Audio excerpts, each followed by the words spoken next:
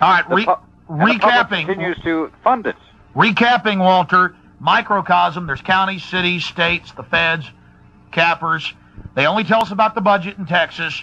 Oh, we had a $4 billion surplus in 99. We had a $6.9 billion surplus in 98. We have this big phony political fight between the Republicans and the Democrats, the same people at the top, the same committee people, fighting over how much of that. Hold on. $1 billion surplus going into the year 2004. Yeah, fighting over how much of a surplus we'll have, how much they'll give us back in tax cuts, when really in 98 they had $435 billion. The point is, they don't need more money. They don't need more taxes. Taxes could be completely phased out. Now, Walter Burien, give us the solutions of how this problem could be fixed here in the next 10 minutes. Well, as I mentioned, I talked to a heavyweight in California and briefed him on the proposal of setting up an annuity pension fund for the resident property owners and taxpayers on a city level, county level, and state level, whereby the surplus revenues are deposited into. The venture and enterprise projects, which no way government should be owning, are sold back into the private sector, golf courses, the whole nine yards, phenomenal assets, which they should not be owning, and where overgrowth took place, downsizing. I gave the example of Arizona, 1,000% increase in 15 years in revenue taken. With those three areas, you create a phenomenal investment pool of funds under this annuity pension fund for the resident property owners and taxpayers. It is written in stone that the principle of operation of this fund, and you get together with a few financial planners and some of the top investment banking groups to write a prospectus for that city, county, or state, having a guideline for phasing out all forced taxation and having the local government operate from that fund, okay? You have the ability of phasing out all taxation in that city, county, or state, and under good, prudent financial management, providing a surplus there whereby the local residents and property owners get a dividend return on top of no forced taxation. It can be done all across the country. What is required at this time is to get a model up on the playing field. Target one city, one county. County would be better, because if you pass it on the county level, every city within that county becomes subject to following the principle of operation of the restructuring under the authority of the will of the public. Now, Walter... And he said, this is a massive structure, Walter. How can you possibly implement it? It would take so much time. And my response was, it's already been done. Now, Walter... The government pension fund has generated $4.3 trillion last year. That's more than all forced taxation in the country. Now, Walter, before we get back into the solution, I want to remind people of the fact that not everyone in government is even aware of this. In a county, in a city at the lower level, who are the players that have to be aware of the full nature of the constructive fraud of this organized crime syndicate? Your city manager is going to be aware. The treasurer of a state will be aware. The auditor general of the state will be aware. The investment banking groups, they're quite aware of the resources. They're constantly bidding to get the money to manage. The best place to look is the Auditor General's office. He gets copies of every single report submitted by local government. So if the city of Austin is refusing to give locals a copy of their comprehensive annual financial report saying, what is that? I don't know what that is. I never heard of those. Yeah, you can call the Auditor General's office and they'll say, well, I'll use an example. I'm making up a name here, but Jim Miller produces this for the CPA firm of Smith, and Barney, and their address is, and their telephone number is, and they've prepared the report for the city of Austin for the last 5 years.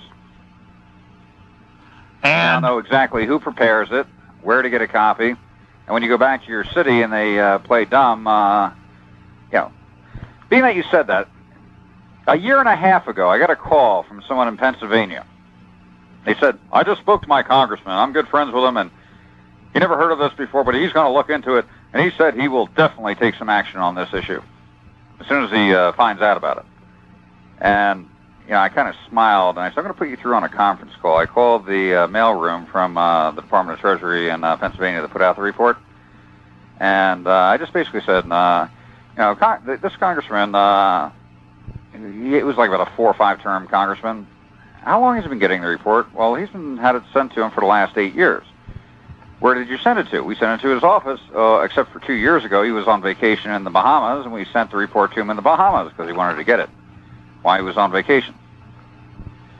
So here is the congressman saying to his constituent, I never heard of that before. I'm going to have to look into it. And here I confirm to the person that the person's been getting it for 8 years, and in fact specially requested the report to be sent to them in the Bahamas. Now, we're about to get back into the solution. For those that don't know what we're talking about, the budget is one small little thing. What government spends in the services, whether it's checkpoints or stealing your children or cramming Ritalin down their throats or actually paving a road like they're supposed to do. And they say, if you don't give us all your money, you're not going to have the roads paved because we're broke. When in truth, here in Texas in 98, $435 billion cream surplus after everything they'd spent just sitting there. 435. When they cry poverty, saying the road has to be improved, we're going to have a bond issuance of $150 million to pave this road. And I always thought the public was funding that $150 million. When I started looking at the revenue flow, they're using their own investment funds to fund their own bond issuances, locking the public in under more debts. Now, Walter, getting back into solutions, if we had people that could take over a county, and let's say a smaller county that only had, 200 million, 100 million in surplus and investments, how would it work? How would people do it? I mean, if you walked around and gave out prospectuses and showed folks, hey, this is the county's real surplus, let's vote in good people, let's get those fraudulent voting machines out of there, with our county clerk here in Austin who's been caught several times doing it, Benedict Dubois, let's get control of the county. How do you, because the people need to know this is real. They're taking the money for themselves. How do we get the forced taxation phased out and get dividends, checks every month sent to the people with this tens of trillions of dollars they have in surplus? Let's use a county that has $100 million in surpluses. They have approximately $300 million in venture and enterprise projects, which can be sold back into the private sector. Okay, now we're standing with $400 million. Composite government pension funds, Washington did 23% last year, Oregon 22%. We're talking on about $50-60 billion. So let's say a nice average rate of return of 15%, conservative figure. Okay? Close to half of what they're really getting. That's $60 million a year on $400 million.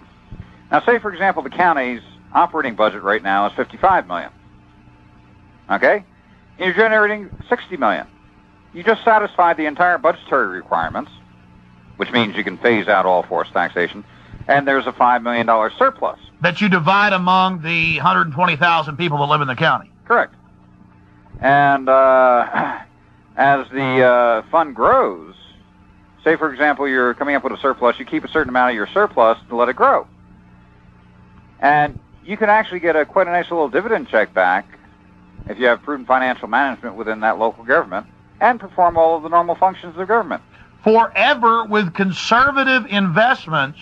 And we're standing at a crossroad, Alex. We have a runaway freight train, and if it continues on its current course, we're facing 1,000 years of subserviency and subjugation. 1,000 years. Yeah, these empires are militarizing, building prisons, county cities, the feds here in Austin, the states. They just built a $93 million justice center. You can't get into it. The stairs aren't for your use. There's one elevator, lines of people, cops with submachine guns, black uniforms, combat boots, barbed wire, prisons everywhere, armored personnel carriers, cameras, microphones hanging out of the trees. They're militarizing against us. And why are they doing that? They're protecting the empire. I mean, the Roman Empire did the same. Every empire that's ever existed on this planet has done the same. They use the populace. The populace revolts or objects. Then they get more strong-handed with the populace. In fact, what they do is, if the populace objects, they will take more revenue from the populace to make the populace weak, so they cannot object. And currently, right now, I hear people screaming all over the country.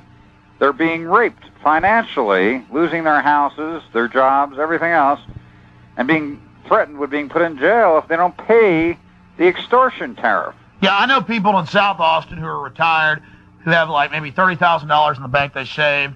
They have nothing. They have one old car that barely works, and the IRS says, hey, you owe us money. Well, no, I don't. Here's we don't want your receipts. Give us $10,000 now and we'll leave you alone. Oh, we're just taking your house. They have a heart attack. Then they get it all. I mean, and it's in the name, well, we gotta, pave the roads and gotta have defense.